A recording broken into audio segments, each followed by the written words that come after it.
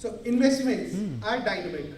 It is so dynamic that even simplicity can be a good investment idea. So we have Mr. Dhirendra Kumar to help us to think of, help us make it easy to think about investment. Mr. Dhirendra Kumar is India's foremost expert on mutual funds. He founded Value Research in 1992, which is widely known for its data, analytics, and commentary on mutual funds, stocks, and personal finance. He started off his career researching stocks. When he founded Value Research, he initially focused on researching public sector companies.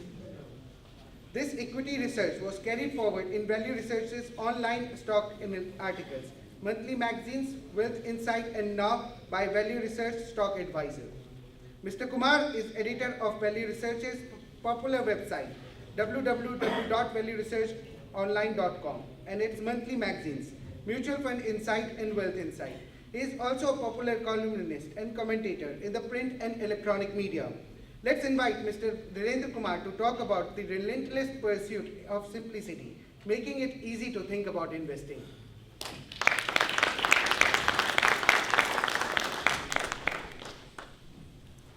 Thank you for this opportunity to meet a select, very knowledgeable audience of people who are in the arena of helping investors or evaluating investments.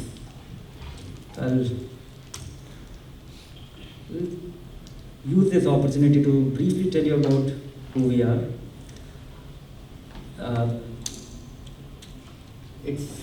We have 2-3 birthdays. In 1990, I passed out from college and started Value Research. And in 1994, I incorporated the company. So the official legal birthday is 1994. So that's why 25 years is legally correct. 29 years is the real thing. All our existence is documented because it was published, our work was getting published all the time. And just to give you a context of, how the world was in 1990, it was not easy to buy stocks. Stockbrokers will not entertain you. The stock market was not digitized. People used to assemble. Delhi Stock Exchange and Bombay Stock Exchange was a hall of this size, where people will be crying the stock prices on different counters for different, open outcry method. And most investors generally did buy at the day's high prices and normally sold their stock at the day's low prices. And once they got the delivery, they were not sure it is a valid delivery. It depended, it used to come a physical share certificate with a transfer deed, which will have a lot of signatures at the back, which will be demonstrating all the hands that it has changed. And most people, and 20% was the delivery failure. So being a stockbroker, and today we talk of Zerodha and all those things, 10 rupee a transaction. 2% was the brokerage for anything that you bought or sold.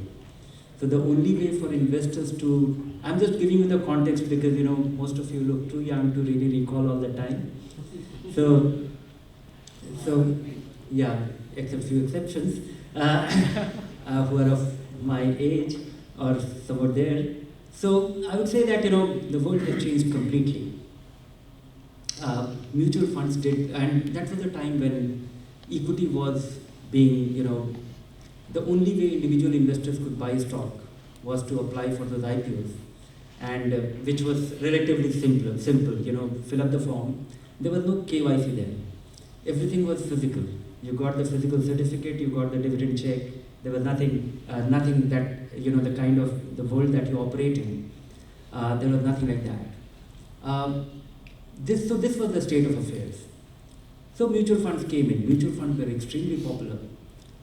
In fact, much more popular than what they are today.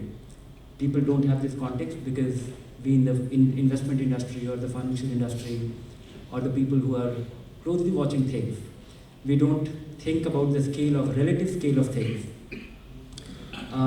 If you recall, 1992, one is that, mutual funds had a far bigger role to play then. People otherwise could not buy and sell stocks.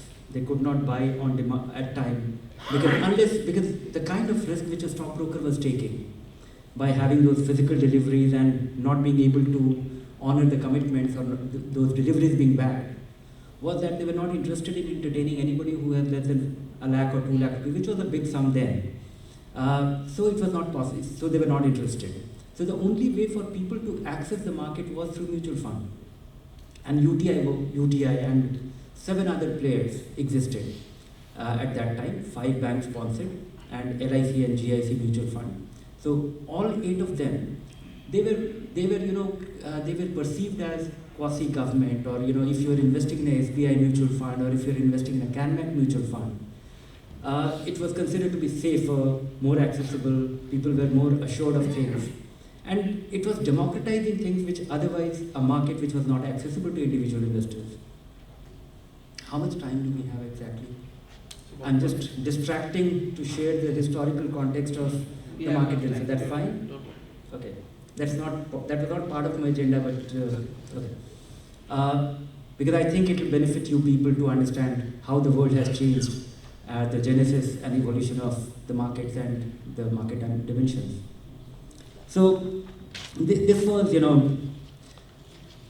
mutual funds were actually democratizing market which was otherwise not accessible to people. And if you recall, you will not recall, 1992, one Indian mutual fund was launched. It was called, 1993 October, the mutual fund regulations allowed mutual fund, private mutual fund. This was May 1992. This was the great Indian stock market scam that happened. It was prior to that, which actually got unearthed, the Harshad Mehta boom, so to say. And Indian market moved from 1,200 points in 1990 to 4,000 points in 1992, at the peak of this, May 1992, so 4 times from nowhere. And there was this mutual fund which was launched called Master Gain 92. It was launched on 16th of May 1992. People queued up in all cities of the country to buy that. Whatever was the population, 1 out of every 20 Indian bought that mutual fund.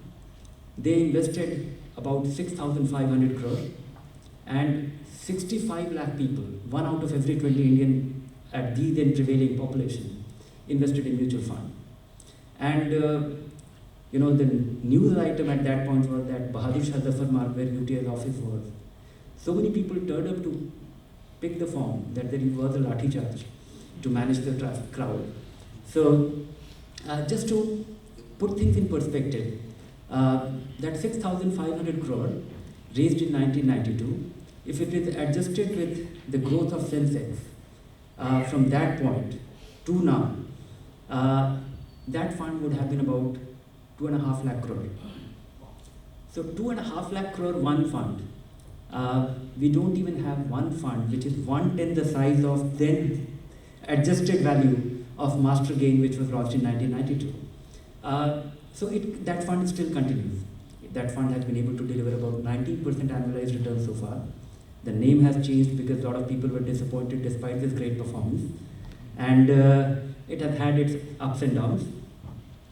So that is the time. So Value Research was founded 25 or 29 years ago, before internet, when all these things was on. The economy, we only had 2 kind of cars, Premier Automobile and Ambassador.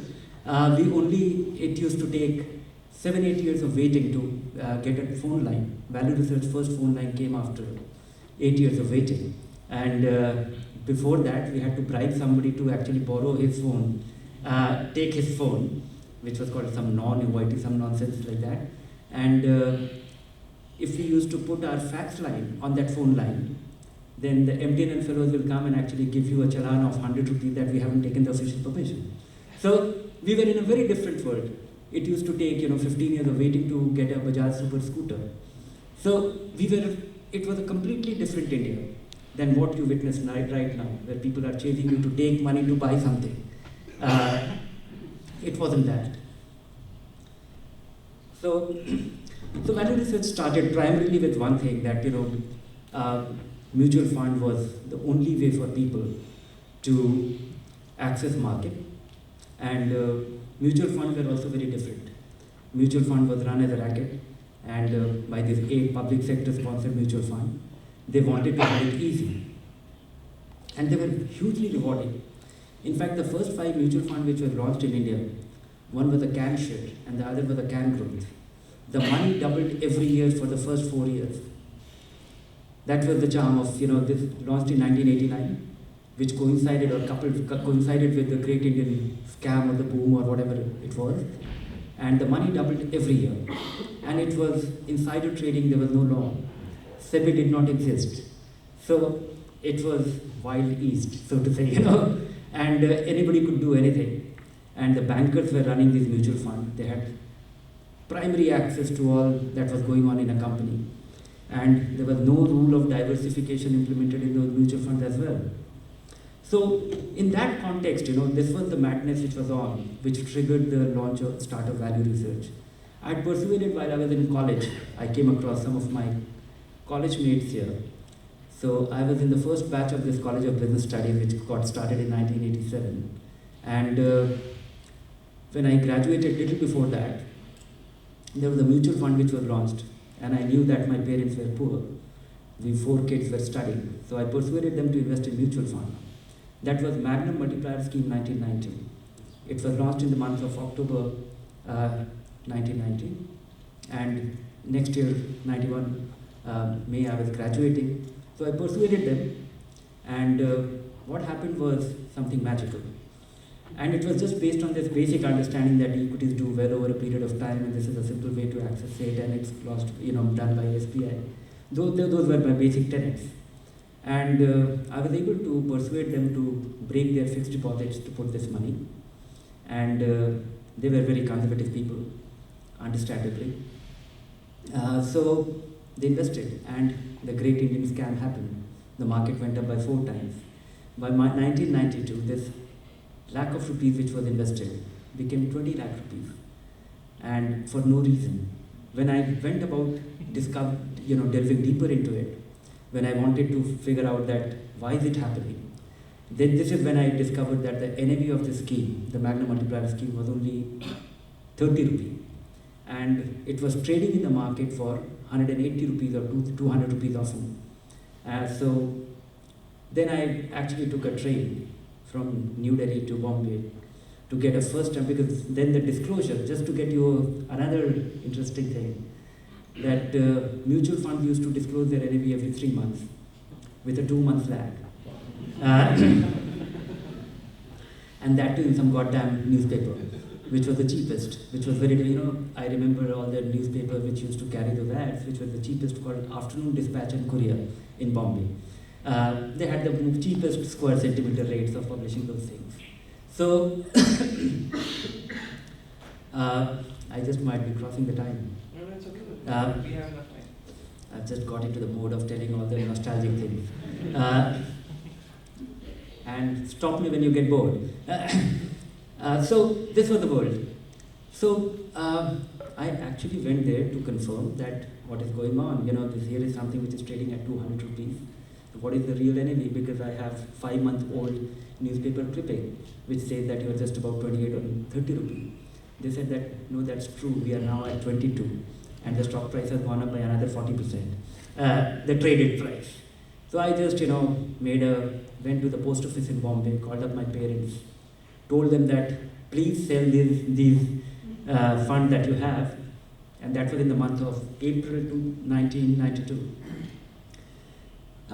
They were very scared because they had never seen the kind of money which they were suddenly faced with.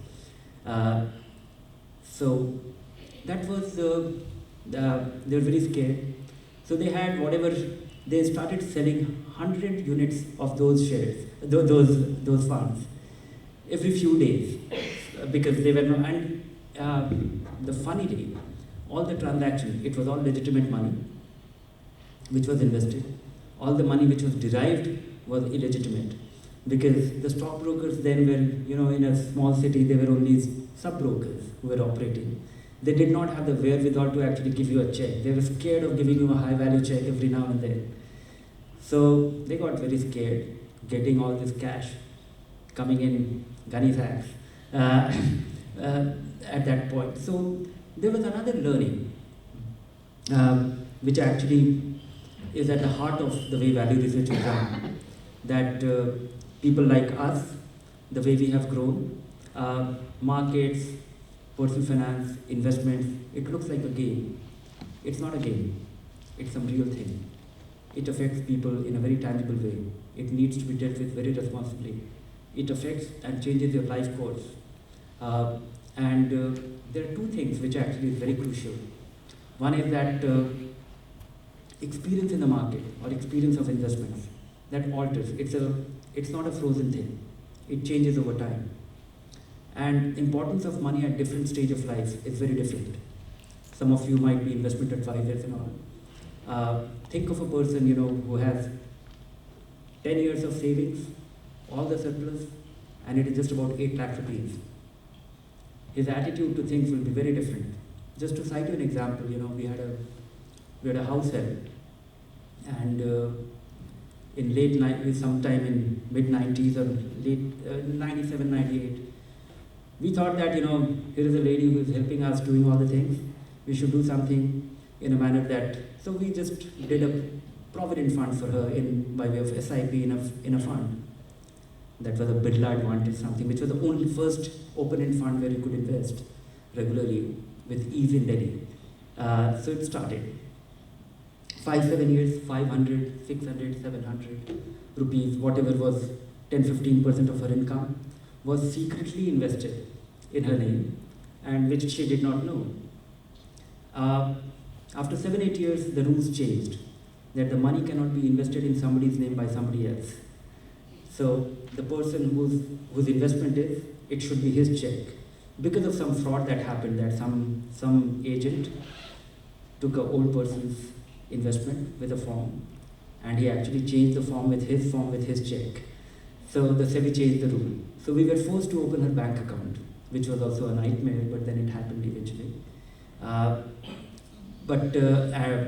So opening a bank account for a person to whom it is very difficult to make your postal, the letter reach her was a nightmare, but then it happened.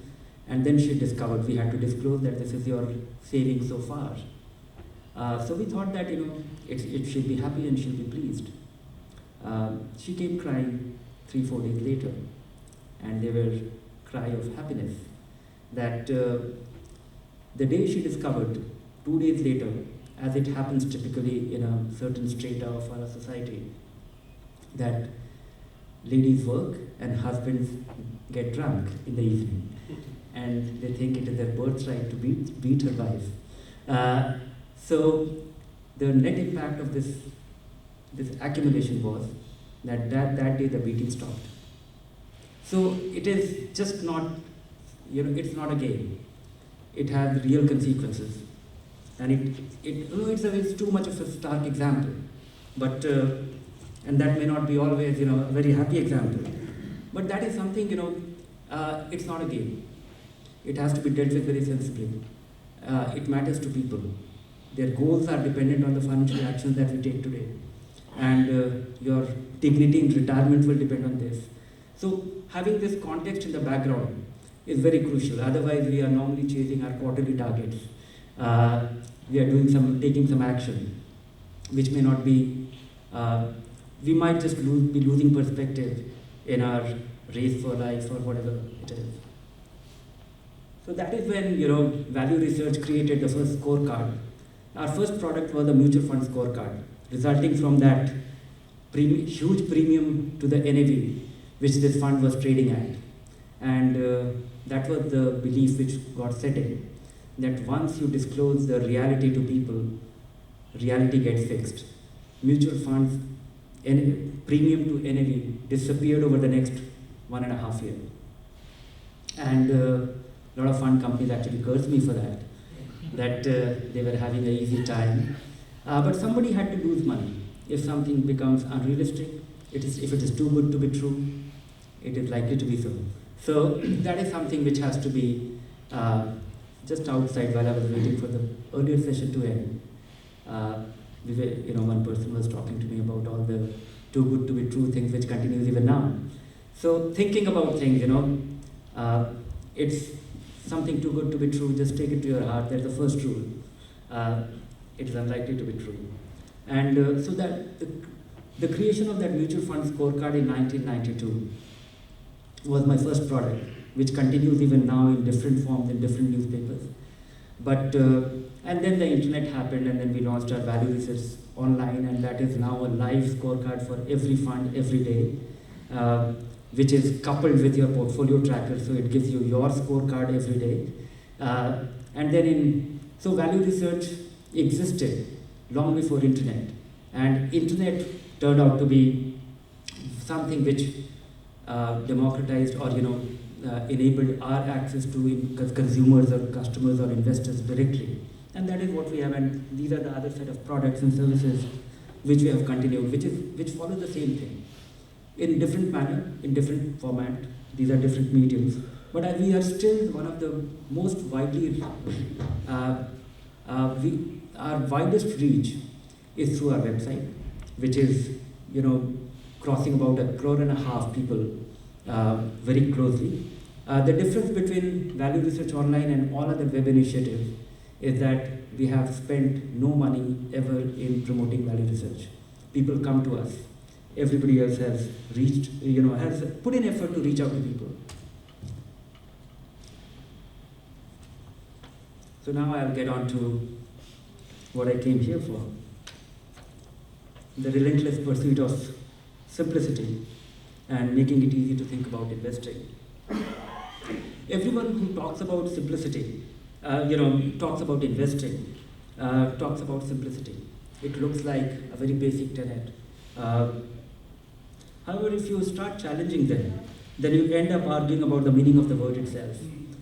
To my mind, there are 3 definitions which somewhat, end up with the same thing. What is simplicity? What does it mean actually? There are a number of ways of defining it, but simply put, one definition is that understanding by people who are not professionals, people who have nothing to do with that activity, if they are able to figure out things, it's simple enough. You know that, okay, this works. The other is that, you have a set of experts and professionals who make a living out of understanding. They are able to figure out, so that's simple enough. And they in turn communicate to the people. The third definition, which looks like, to me the most credible one, is that something which requires very few input for you to actually figure out. If you just have to look at the cause and effect of things, and there are few inputs to it, and you can understand it, that is simple enough. So that, I think, comes out, that is something which I think, should be the takeaway in terms of, is it simple enough? I came across an example of a service which was launched by Google. Some of you might be aware of it, which is Google Flu Trends. Google keeps trying various products and services of wider appeal. Maps is one of it, what started and actually has become so mainstream. So Google Flu Trends was trying to solve a problem of finding out what people are doing. And if they can really give an early warning, spot the symptoms or spot the trend early. So they developed this to predict the annual flu epidemic in 25 countries. To do this, they analyzed some 50 million search queries, and had a model that had more than 30 factors. So 30 factors, people looking for different things, 50 million search queries, and they analyzed it. So it was not very accurate initially. So they thought that, okay, they have to revisit, go back to it again. They came up with, so they reworked the model and came up with one that had 190 factors. And soon after that, they shut down the service. So it turned out that the model that only tracked doctor's visit, only one factor, was proving to be the most accurate one. Only one factor. Somebody looking for a doctor and the volume of those queries going up, that was good enough. And so, that's a mistake which all of us make. We think that we actually confuse complexity with accuracy. If something has too many variables, it will be more accurate. No, I think it requires clearer thinking. So a model with 30 variables was not good enough, 160 must be better. And so this is our general thing, general understanding. It's a very common mistake in all dimensions of our life. Something has to be, if it is good, if it is accurate, it has to be complex. So now, and that is why, and this is actually, there is a conflicting interest which drives it. One has to be an expert. This is the general perception. Somebody has to be an expert of something. And if somebody has, and the experts actually, talk the language which the common folks won't understand, won't really decode. So it has to be, this is actually a two-way thing. The people generally think that there has to be an expert, and the experts work hard to make sure that they look expert and complicate things. So, many a times people tell me that they like my column. I ask them, what do they like it? So, what do they like? What is the takeaway? So I can actually make out what you're saying. So I have a general rule while I'm writing a column, is that I always think that, will my father, be able to understand this? And he is not a investment guy, or he won't understand earning per share, or the PEG ratio, or any of those things which you'll be master that. But over a period of time, while we are in the middle of all these things very deeply, we think that is how the world is. It is not so. So the mode of communication, the way you talk about it, the way you say it, makes a difference. So there has to be an expert. That's not true. So this is something which I think has to be at the forefront. So therefore, anyone who speaks in a complicated terms must be an expert. This is something which you have to demystify. Is far from truth. But I think it's also important to understand that simple for some and not simple for others. I'll talk about these two folks, which all of you will be a fan of, the Warren Buffett and Charlie Munger. They have been investing for all these years. For 60 years, while he was 60, he had an investing background. He had done something, but he was not very wealthy. He was considered as a sharp opinion. He was sharp about investing, and he decoded things, knew simple things. They are such a stickler to simplicity that they say that they won't buy anything which they don't understand. So they did not buy IBM. They did not buy Microsoft, while the whole world was swept by this PC revolution. They knew something was happening about Google or Facebook or Amazon or whatever. They were from the same country. He would have interacted with those people, but they said that they still don't understand, and they never bought it. Maybe and of late, last couple of years, he has bought IBM when it is no longer a technology company but a business service company. He has bought Apple when it has become a consumer company, then well ahead of a technology company, it's positioned very differently, and they're buying it. Maybe they have missed a big opportunity. It might be a huge opportunity loss. But these guys don't regret it, and they have done well for themselves. Last 30, 40 years, they've compounded their money, which is quite envious. Last 8, 9 years, they have not, but that's a different story altogether. But their investment time frame is so long that the jury is still out, that 9 years of underperformance, is it bad enough?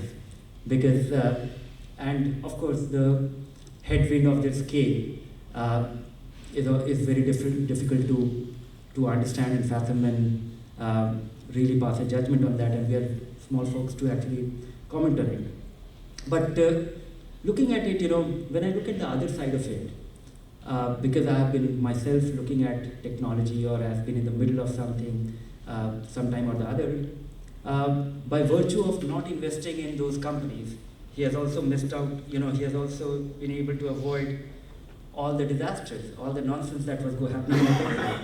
The pets.com, the MySpace, which Mr. Murdo, bought, well ahead of, that itself, something which was bought for 580 crore. and was sold for 580 million and sold for 35 million. And during this period, Facebook got created, and this was the first social thing that came in this world.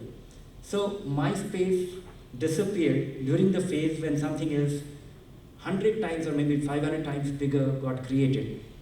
So somebody who doesn't understand, so take it to your heart that what you don't understand is worth avoiding, worth keeping away. And there is one thing which actually comes to my mind, which I think will be a very important thing, and I'm working on this particular aspect of investment thinking framework which people are following, is that most of us are young, we are learning new things, we are understanding the investment framework or getting the tricks, or trying to look for some quick way of becoming an expert. So we get some inputs, some formula, and we start believing very strongly about it. You can't really thrive on other people's conviction. Investment experience comes by losing your own money or making your own money with your own conduct. You can't really benefit from other people's experiences. And borrowed convictions don't work, because I have seen that and it happens all the time. It has happened with me. 1990, when I started value research, my first research output was a study of public sector companies. And I thought that, public sector companies before that were public sector companies. They looked only like government department. Their name was also like that, Steel Authority of India. Heard of Sports Authority of India? They sounded like one, and they were one. Their face value was 1 lakh rupees of each stock. Those companies were not being looked upon like a business.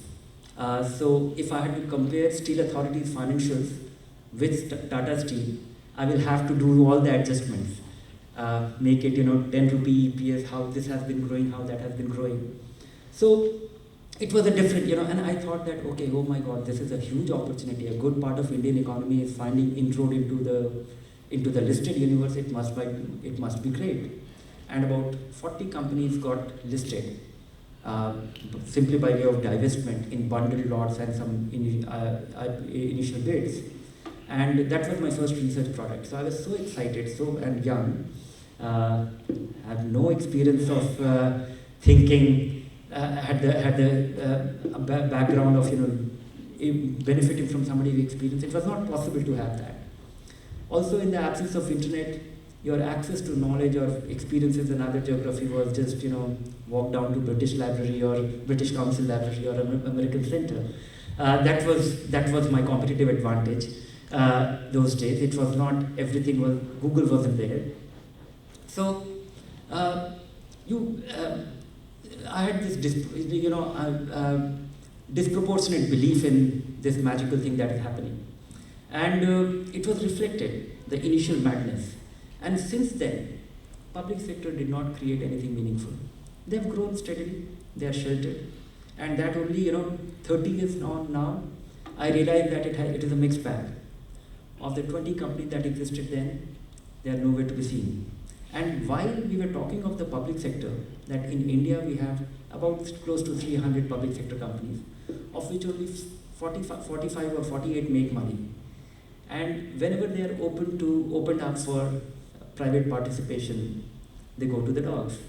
They are unable to withstand any competitive pressure. I'm not talking of Air India.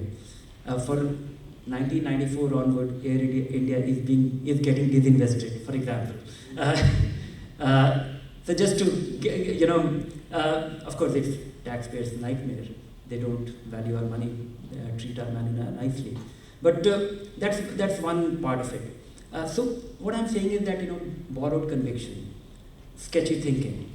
I remember what people used to talk about, say about Yes Bank, 4 years back, and even today some people are waiting for the bounce back, the dead cat bounce kind of thing. Maybe it bounces, maybe it comes alive, maybe it gets thriving. but there's much more to it. It requires some deep thinking and something which will come in handy, which is most of my learning, most of my belief system has evolved not from business reading. Of course, business reading is important in terms of looking at formula, evaluating things. Your ability to having the skills to absorb the number that you see, and looking at long-term numbers, ability to absorb it nicely, build a mental framework in terms of what it would have taken, while the market is also changing. So, but more importantly, how people behave, why people behave the way they do, and what causes a change in their behavior. Are they able to, for example, in 1990, the tax rates were so high till mid-90s that it was extremely profitable for people to steal money from their company. That was actually enhancing shareholders' wealth because they were the shareholders. They were stealing money from the company and they could invest it could generate return. So that it was hugely rewarding. And they were the principal shareholders. So then suddenly Mr. Narayan Murthy came into the picture. And here was a company which was being talked about that he's a crooked guy. Or he had actually worked with the Inam guys to actually, worked with drive up his stock prices. Computing, when you buy computers, it gets depreciated. You will not even get a land and building if it goes to bankruptcy, even if it disappears. We were living in the physical world then. Plant, machinery, factories used to be service as an industry, service as a business which can be scaled up. There was absolutely no belief in that. Computers used to depreciate in 3 years by your accounting standards. So it will get down to zero. And they used to actually become more worthless in real terms. You buy a computer and sell it after 1 year, you will get virtually nothing. So from that context, and suddenly the perception changed. He made money and the money was there and it was visible and it was there to demonstrate and he was able to change times. Suddenly people found that, being honest is rewarding. Market rewards honesty. So a lot of people started changing with the times. When dishonesty was rewarded, they were dishonest. When honesty was rewarded, things changed. And that I think was a very gradual thing.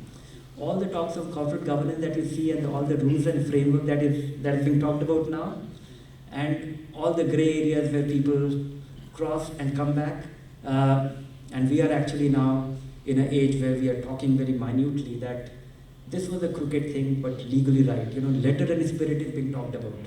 Right in letter, not in spirit. We are talking of far more nuanced thing. So things change. I think this is one aspect which I think you should.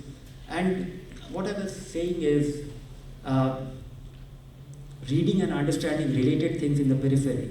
How people work, how people think, what people aspire for, what is their next aspiration level. When actually they feel well fed, that they lose steam. Some people, and then there are different kind of characters. There are guys who keep doing, they don't get bored, they keep running it from the years together. So that is something which actually intrigues me. And whenever I think of a company, I think of who is the guy who will be coming into what kind of office, where he would have started, how he will be thinking, how his kids will be, how he will be dividing the business among his children, will it be a mess? Those are kind of natural things, simple things which you can actually decode and not very difficult to talk about. So all these things, the mainstay of value research has been helping individual investors make wise investment decisions. And what is the simple framework that I have followed? After all these 10, 15 years of work, I have worked on a 10-point thing for you.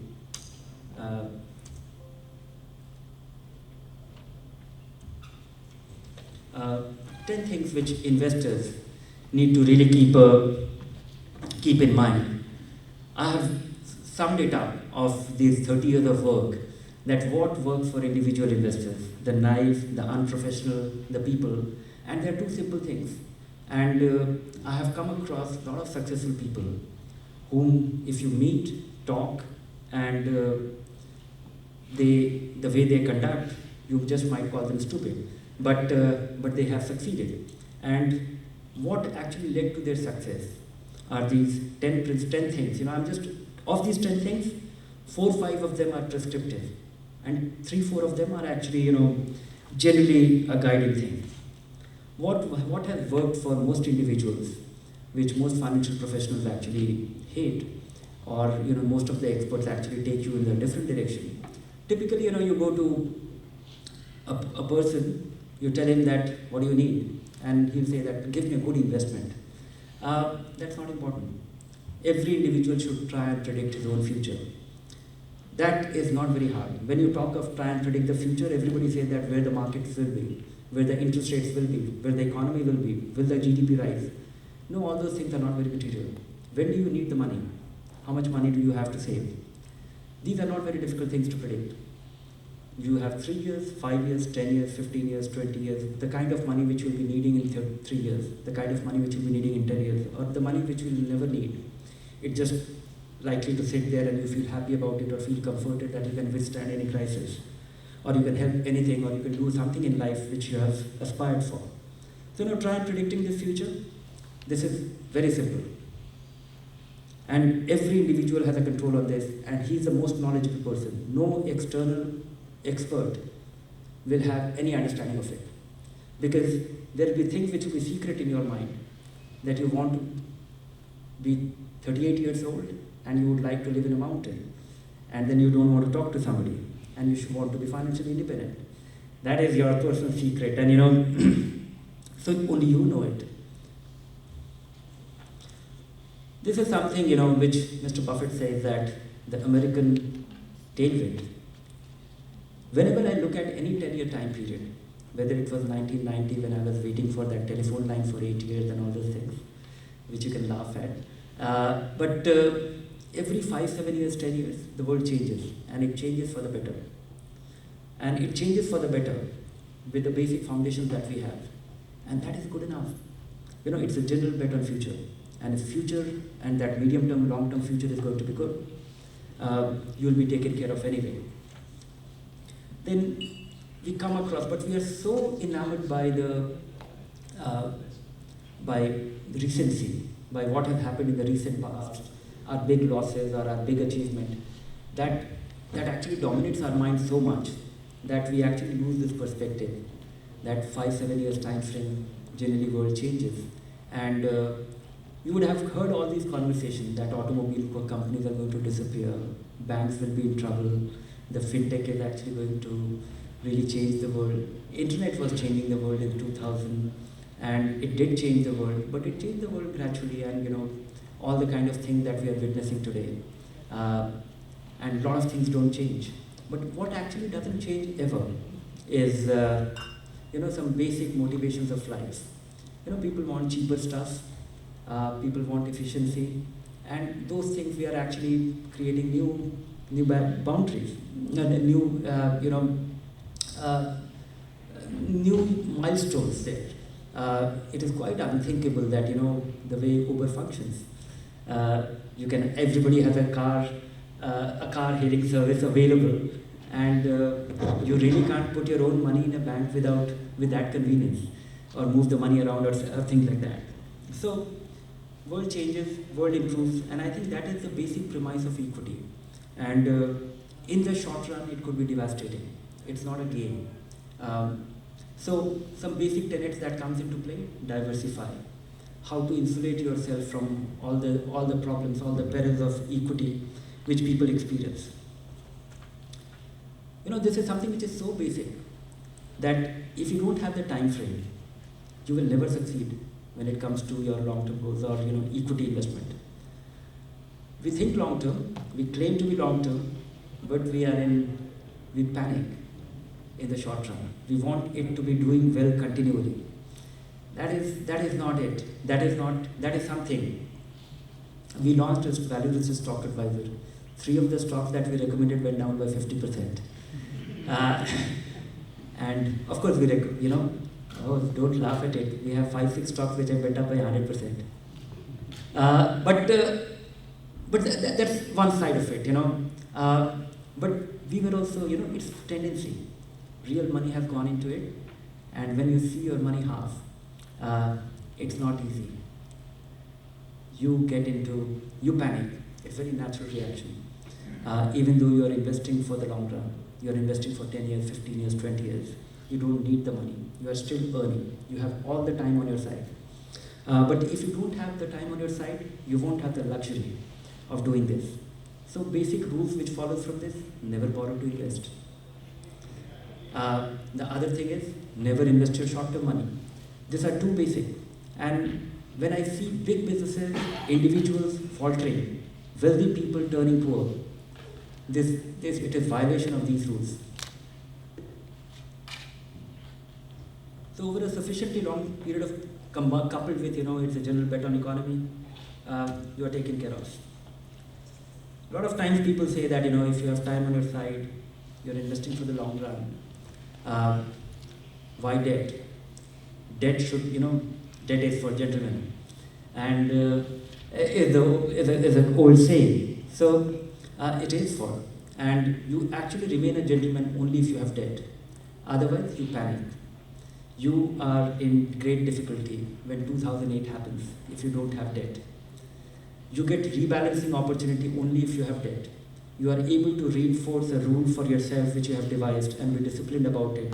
You will benefit from the madness of the market. So everybody needs debt, even if it is very, very long-term money. And of course, the money which you need in the short run should be in debt only. That goes without saying. This is something which most Indians are grappling with. They don't get it. They have lived their life without equity, and they are going to be in the whole prospect of outliving your savings in your lifetime is a very grim prospect. Most Indians will face that because they have not been all their life. They have been so lucky that they have lived with fixed income, and it was extremely rewarding. It was inflation beating. In fact, I just keep going back to 1990 because all the numbers I can remember on that milestone day. There used to be a Government of India bond which used to give you 13% tax free. Can you believe this? 13% tax free. 13% tax free. Today we don't even have equity which is tax free, and they used to be 10-year bonds. So look at where we have come, and the roadmap is pretty clear. Inflation will be low, so will be rates, and poor will actually, the wealthy old people, they will have a very tough time reconciling with the reality, because all the inflation number that you see is not your inflation number. Your inflation number is the cost of dialysis. Your inflation number will be the cost of putting a stent. Your inflation will be the cost of having a household help who will cost you 40,000 rupees a month. I'm talking of an average well-off working Indian who will retire and will be at 70. And then the old fellow is just going to live longer. So, simply because all these things have come up. So, if they're going to live longer, the living longer concept, it's not being looked in a very financial way. That if you retired at 60 and lived for 75, you had 15 years of life without earning, which had to be supported. Now, if you are going to live for till 90 years or 85 years, it's 40% more, 60% more. And the prospect of outliving your savings is a very grim prospect.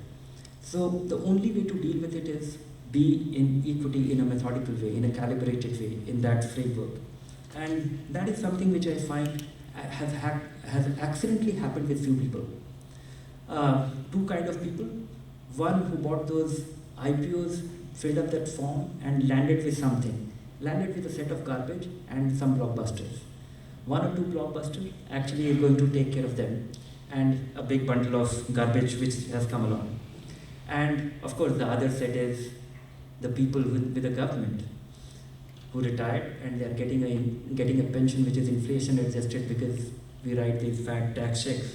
So those are the two people, inflation adjusted earnings. In their retirement is possible only with equity, or you have to be a government servant. That is also, even the government servants will not be lucky in future because now they are not part of the taxpayers thing. It is a self-funded thing, and the government settles it then and there with the NPS. So all the government servants who came in service from 1st of April 2014 or 2004 are going to be part of it.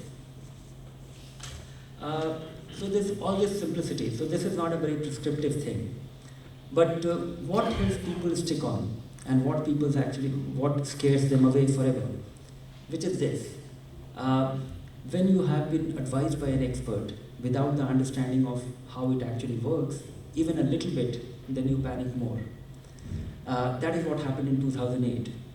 What happened in 2008 was people were told something, that invest in this, and it worked for a while. Anybody who came in 2005, it worked for 3 years. Anybody who came in 2006, it worked for 2 years. And it was, 2003, we launched our Mutual Fund Insight magazine. The market was at 2,800 points. And 2003 to 2008, it went up to 20,000 points. And that was also the time when, we have this 24-hour TV which was coming into play, and everything was being played up, and the madness of the media. CNBC actually became a 24-hour channel, which was followed by another 5 TV channels which were giving you a ball-by-ball commentary of the market every day. So when you get a ball-by-ball commentary, you start believing it. You think that it must be an expert.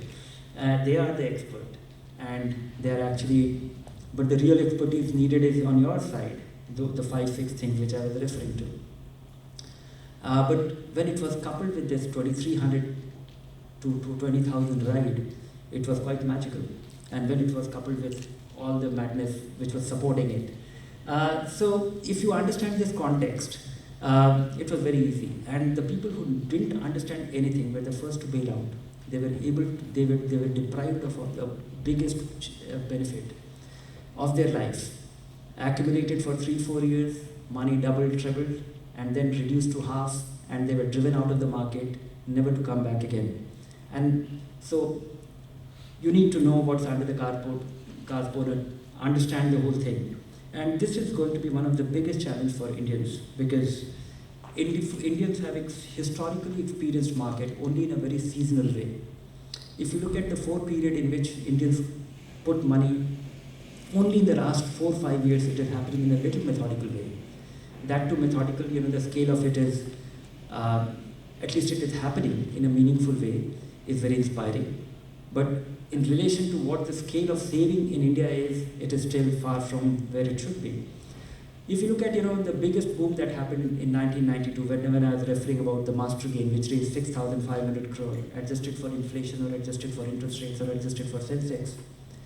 Imagine, in a 20-day issue, or, 4 months later, think of, February 2004, 18th February 2004, people queued up again, and they invested 850 crore in Morgan Stanley. And 850 crore in Morgan Stanley in 1994, adjusted with, the market has drifted down to about 2,000 points from there. Adjusted for 40,000, you get the scale.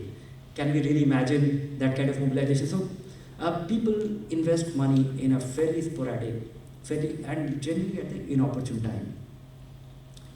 When investing becomes very easy, when making money is extremely difficult, and when investing becomes very difficult, it is making money is easy there at that point. That is when actually people don't. So that's a behavioral thing. That's a behavioral challenge. People want to have an easy ride, continuous nice ride all the time, and that is not how it works. The way people panic is because they have absolutely no understanding of how it works, what it happens, and design things like that. Most Indians start their investment with this, whether you have investment or not, but most of you will have the endowment plans. This is one of the biggest fraud perpetrated on Indians by the government, by Life Insurance Corporation. Everybody needs insurance who has financial dependence. But for a variety of reasons, whatever has been etched in our mind that it is safe, whatever, mixing insurance and investment turns out to be one of the biggest disasters. People don't understand. It's for a variety of reasons. One is that everybody needs insurance. And the need for insurance changes dramatically. When you are getting with your career, if you have financially independent parents, you don't need insurance. You don't have financial dependence.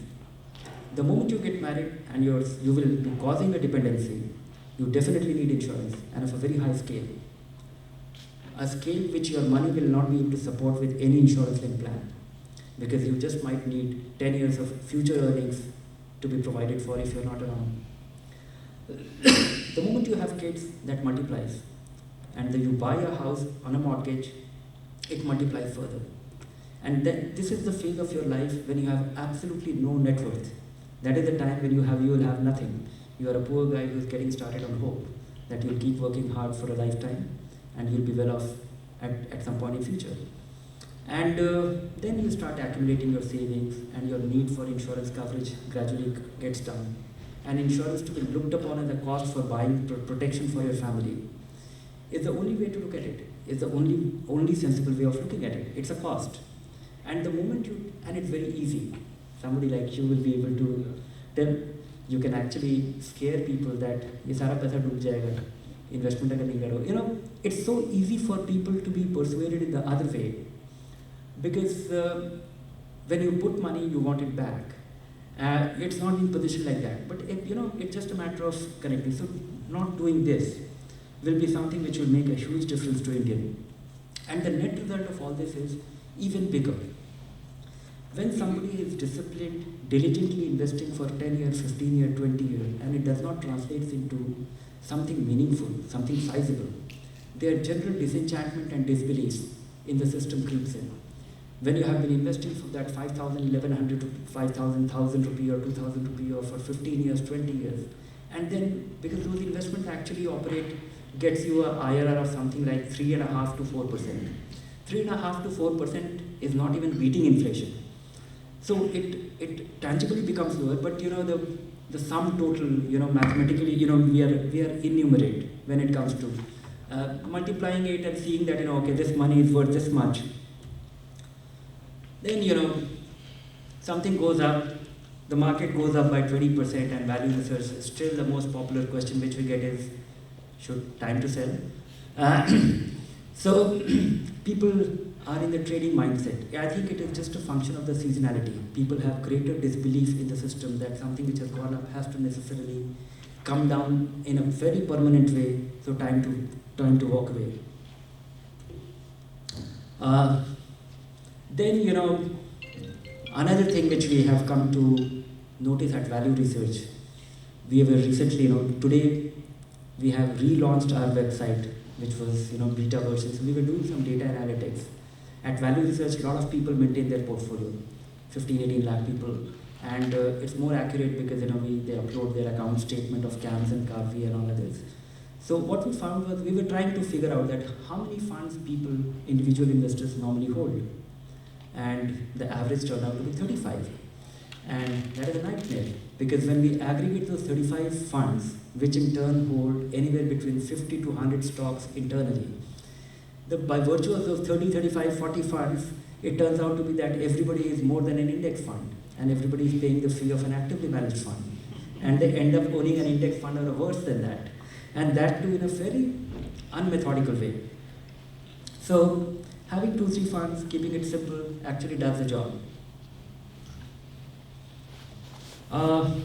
Biggest problem areas, we still have, a lot of people still, some of you might be aware that, I do a Sunday show on All India Radio for about 15, 18 years called Market Mantra. Happens at 6:30 to 7 every Sunday.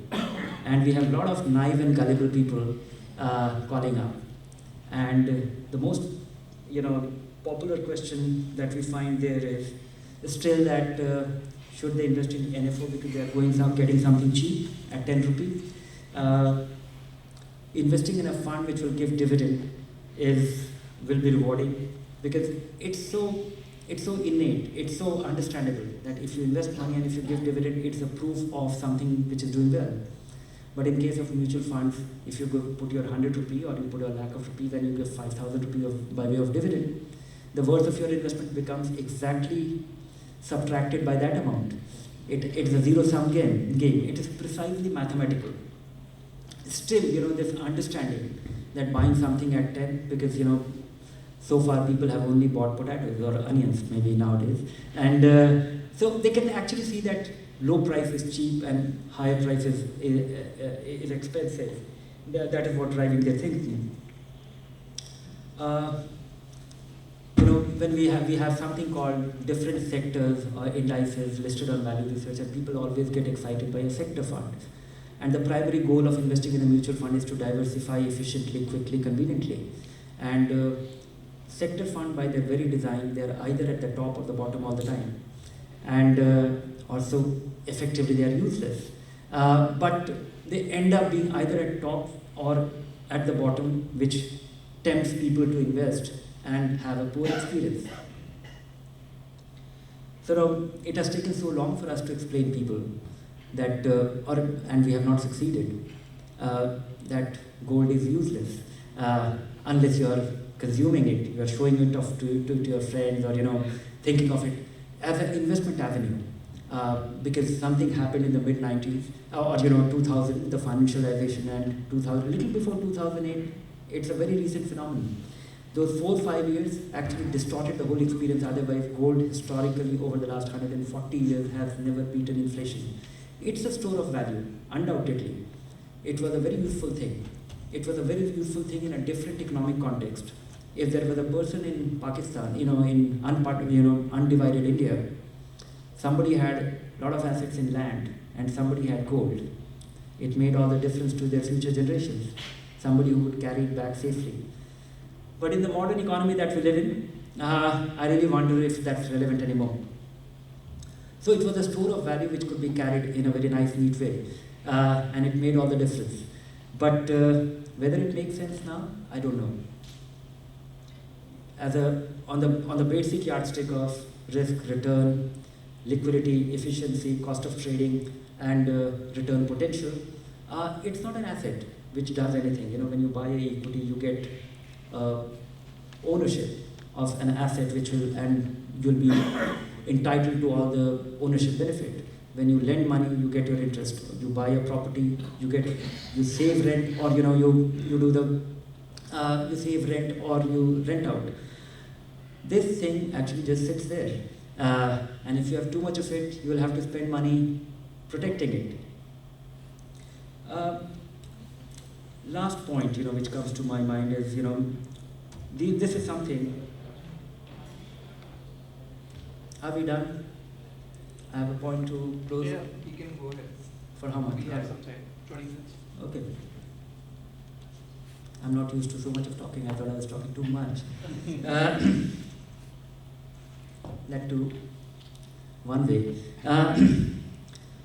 This is something, which comes to my mind, which is a lot of people think that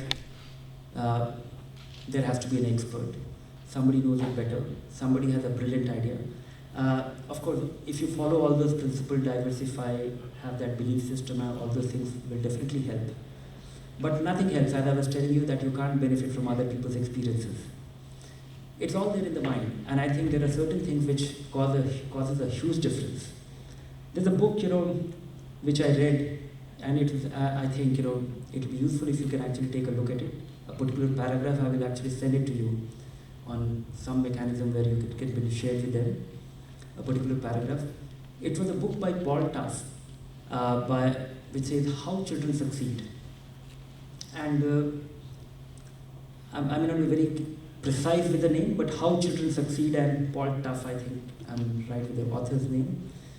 But he did a study of over 20 years of studying all the kids who were studying in school, what traits they had, and how they have done subsequently in life. And he was trying to look at the characters, the kind of things they had, which was diligent, sincere, studious, whatever. So he had a set of variables, and this was a study which was done over a 30-year period and 20 years later, and how those people have succeeded. The most outstanding people were not necessarily the academically brilliant. They had succeeded. Most people with those variables, they had succeeded in life in terms of doing well for themselves, having a nice family, peaceful life, whatever, prospering. But the outstanding, the outliers were the ones which was very unusual, a set of variables, which was grit in the face of adversity. When faced with adversity, how you behave was one of the biggest differentiator when it comes to extraordinary performance over a 20-year period. And I think that is, you will have a lot of successful investors. Many people will do well. How you behave in the grit, how you behave, how you remember your principles, how you follow it intensely, and in the worst of times, I think that makes a huge difference. And there is one column which I wrote sometime in 2007 on this aspect itself. Maybe just look for site:valueresearchonline.com, Paul Tuff, you just might get that column because that is where I have summarized all the things. Now I'll come down to something which would have attracted you here. And I'm no expert. I started, I'll just give you, I've been a believer of mutual fund, equity, investing for the long run, which I have listed so far. But we started this stock advisory service. And because we started value research online, starting with, public sector study and all those things. So the underlying, I was always interested, curious, talking to fund managers over the last 30 years. That was one of our biggest understanding, which was quite a differentiated one, that we were talking to all the fund manager continuously and taking note of what they have to say. And sometimes verifying it in our diary that what did he say last time. And some of them were very consistent over time, over the last 20, 30 years. Some of them had principles, and they were only reinforcing it in the changed context. And some of them were complete idiots, and who were saying radically opposite thing every 6 months. And that has been one of the biggest input in evaluating mutual funds, that who is an idiot and who is consistent. And that actually translates into some robust long-term performance.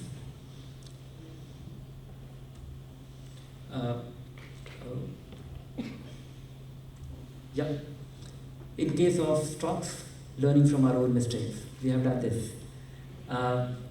We have, of course, all that you have to make sure is that you have been thoughtful enough, so been thought hard enough, changing track, learning from your own mistake, and making sure that you don't repeat it again. How to embed it in a process. We did that. We had 2 continuous long phase when we were my own public sector experiences, my own random thing, long-term orientation. Then in 1992, 92, 93, after I had impressed my parents that I was some investment genius with my Magnum multiplier scheme 1990 persuasion, which was also realized. The cows came home. So that was the time when my parents and my grandfather, my Nanaji, was a lawyer, and he has been a stock investor in those days. It's quite remarkable. And he was a big stock investor, but all collected. So I inherited some of those because they thought that here is a smart kid who will take care of it. So I got some stocks, and I thought that this is a family thing, and it should be just kept. So I sold some about which I could think about then that it was a poor quality, but most of them were held for a long time. So, there is a HDFC 200 shares of that time. So understanding long term has to be experienced. Otherwise, it's very difficult to actually communicate, demonstrate, make a chart, do everything, because when it goes up by 40% in 6 months' time, you are tempted. And when it goes down by 35% in 2008, you will panic. Only experiencing this, something held, and that was accidental. They were in physical form. It could not be sold at will. Maybe this is the peril of technology that we see, that everything is dematerialized and a sell button is actually a button. And you get the money in your bank. So this is something which has to be really experienced. And without that, the belief, what I was telling you about borrowed conviction, it doesn't come from, reading about Buffett or anything. You have to create your own story. So learning from our own mistake, our own success, and experiencing it. Then, we did I've been running this Wealth Insight magazine, which has been running since 2007, before the boom, 6 months before the boom. I'll just give you a small story which you just might find funny coming from me. I was perceived as a mutual fund guy, and ICICI Direct has been our old customer since the start of their internet portal, the trading platform. ICICI was experimenting in those days in 1999, 2000, when the world was going to change by the internet.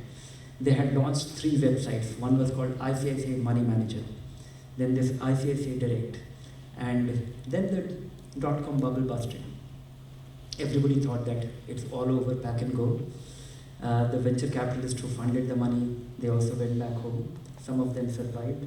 Some of them survived in a physical form or whatever. So, so we maintained our connection with ICICI Direct, and it continued, and it succeeded over time, and succeeded after 6 years. McKinsey was set up at that point to review and revisit all that will happen. So McKinsey said that you will get 10,000 customers 3 years from now. So that was their estimate of the online customer which ICICI Direct will have.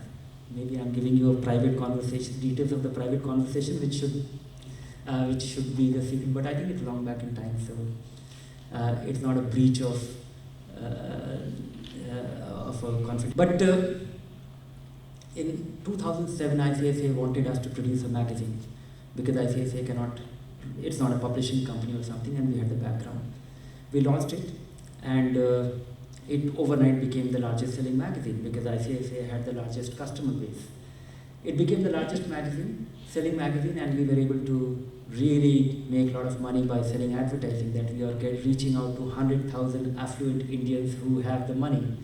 And the very reason they are getting it is that they have the money. And ICICI benefited because it was giving stock ideas every month, plenty of it. And we devised the whole magazine so that people are tempted to buy and sell and get excited about stocks. The market itself was so exciting that people were getting up at 9:30 and thinking of quitting their jobs so that they can do it full time. So it was good times, And then the next 6-8 months, 1 year, it prevailed. We made a lot of money. People were excited. We produced a very richly produced magazine. And then the market tanked. On January 22nd, 2008, the market for the first time went down by 10%. And then it never looked back. It kept falling freely. Nicely and freely it kept falling. And in the next 7 months, the ICICI fellow called that, can we stop the magazine? And we said, by no means, we have taken subscribers' money and we have promised them that we will deliver you the magazine for all times to come. It will be very embarrassing to actually get back to them and say that, please take your money, we can't produce it anymore. So they said that, okay, then you carry on your own. So this is something, which was a wake-up call for us. Till that point, I was a little less serious about this magazine. Till that time, I was less serious simply because it was done for ICICI and we were making money because we had publishing expertise. And we were doing a reasonable job, but not an outstanding job. That is the time when, we have a guy who's sitting here. He and me sat together and we devised some rules and that is the time when we actually revisited all the stock recommendations that were made in the magazine. It was hugely embarrassing. In fact, if you dig out my history, you'll find that, we can be doing such embarrassing things.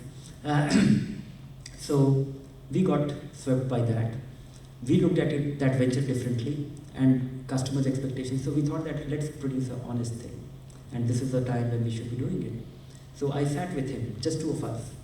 And he started, we devised a set of rules. And I started vetting those stock ideas which will get published, 2 of them. And we carried on for the next 5 years.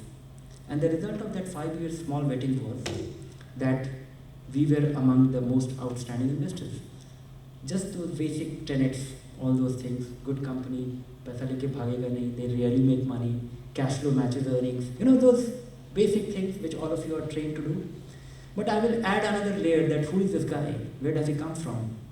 Can we actually go to Prithvi Haldia's website, watch out investors and check out कि कहीं इस पे case with police का तो कुछ नहीं है? Because you never know. It's a very complex country, a lot of complex people. knowing as much as little about anybody in this country. So now even if happens to be your cousin who's running a company, you may not know enough what's going on, because so many things are changing. So we did that and we realized, and despite that, so it was an outstanding investment.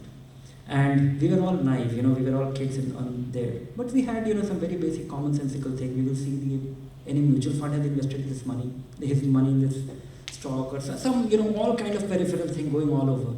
But in the process, we realized after 5 years that we were an outstanding investor, and we have been very stupid investors for 4 or 5 stocks. And we did that mistake twice. We bought a company which actually went bankrupt, which disappeared. One was geodesic and the other was, one medical equipment company. So those 2 companies, it actually gave us a lesson, what this nonsense is. And so doing a mistake and ensuring that we don't repeat it, we devised a set of non-negotiables. What will never be repeated in future, and what we will never settle for, whatever be the story. And even now, we have a little bit of whenever we have tried to reconcile with these non-negotiables, we have been in deep shit. And it just happens. It is somehow a natural rule that whenever you violate this, something bad happens to us. Looking beyond the numbers, what I was telling you about watch out investors, looking at annual report, 10 years annual report, 5 years annual report, looking at what they have said, has it happened, you have enough. Because the computing ability that has grown, the ability of our, the transparency the way it has come up, nobody can have advantage on the information. Only advantage that you will have is your ability to absorb and making sense of it. Nobody will have the critical advantage of knowing things ahead of time. If at all you are going to have one, it is not going to be a repeatable advantage for you. Once in a while you get something which might work, which may not work. In fact, you should look at the case papers of the conviction of Rajaratnam and Rajat Gupta. You will find that there were these 2 idiots. With hindsight, I can say that these 2 people, such brilliant guys, well-off guys, who have arrived in life, one is heading McKinsey, they did such petty insider trading and make some money. Was it worth it? Is insider trading worthwhile? That case papers, which have been proven and they have been convicted and they have come back from jail now. And he has also written a book after coming back from jail. But at the same time, if you look at the magnitude of money made and the case papers, I really wonder if it's worthwhile. So looking beyond numbers is the only critical differentiator that comes your way. Right now you are sitting on all the kind of things which was being talked about for the last 4, 5 years, 6 years. This is something, businesses, I don't know, maybe I'm old-fashioned and I'm also old. So, saying no to growth at any cost is a rule which should be on everybody's agenda. It is never ever going to work, because businesses are, the legal definition of a business, of a company, is that it's an artificial person. And it's an artificial person. It actually acquires the personality, depending on the kind of people who are running it, the way they conduct, the way they behave, the way they train their people, the way they hire their people. Whether it be a service company, manufacturing company, whether they are abusive promoters, where they are driving computer, where they are crooked people, there are opportunists, and all these people succeed all the time. But the sustainable success comes only by way of businesses change because environment is changing, obsolescence and all those things that you would have studied. The real thing is your ability to change and ability to conduct in a consistent manner is the only thing which matters. And all these things require steady learning. And once you have figured this, then it requires, moving in a certain direction. I haven't come across, of course, this rule does not apply to a segment of business, which I haven't seen too many things happening in India. groundbreaking new things. For example, Google, a completely new business model, or if Microsoft was getting created, or if YouTube has acquired a mechanism of reaching out to people and becoming the mainstream investment channel, or Netflix, or things like that which you would have experienced. But I'm talking of 95% of the business which we evaluate most of the time. Growth at any price is a poison. And this drives people, the managers, the promoters, or whosoever is running it, in a manner, in a direction. And if you look at all the places, all the 10, 15, 20 disasters that we have seen in the last 5 years, ever since this whole decline started, it is the madness around this, growth at any cost, which the market drives and you go about impressing it. Looking for that differentiator. We have, I really don't want to talk about specific companies here, but the differentiator. By looking at, as I was telling you that sticking to companies, picking good companies is one thing. Most of the people will be able to pick a good company because you have a lot of numbers, everything, the screens will throw up and the momentum will hopefully carry on. And if the momentum will not carry on, the market momentum, when it comes back, it will drive it anyway. But I think it's the people, all the things that we see in the profit and loss account every year and the balance sheet accumulated over a period of time and that reflected in cash flow as well. Those three things, the financial statement that you see is normally, we look at it as one of the outcomes, as an evidence of all the things which a lot of people got up at 9:30 in the morning and got together to do it. And looking at businesses with that perspective, that how do they conduct themselves, that they never have NPA and these people only have NPAs. Why these people always sell more and profitably and these people always sell more and never make profits. Asking about those things, how they conduct, what happens, what drives it, how do they manufacture that they have 35% margin and these people don't have. They have similar capacity. You will come across these 50 examples. In any sector, any industry, you will come across this example. So what is that differentiator? And how much time it takes for it to really fructify? And do you have the patience? Do you have that orientation? Companies won't change. You have to really change your thinking in terms of the time frame in which they work. So, and then we also look for simplicity. That is all. We have been talking about all these. We keep away from things which we don't understand. And we are extremely cynical people when it comes to looking at stocks. So cynical that, I have one is that I'm in the business of analyzing investment and evaluating investment and meeting a lot of investment managers in my professional role as evaluating mutual funds. So I have seen people getting started and also retiring in mutual funds. But looking at, most of the long-term successes has come from people who have a very simple hypothesis which they can communicate with clarity in 2-3 minutes. If it was too complex, it didn't work out anyway.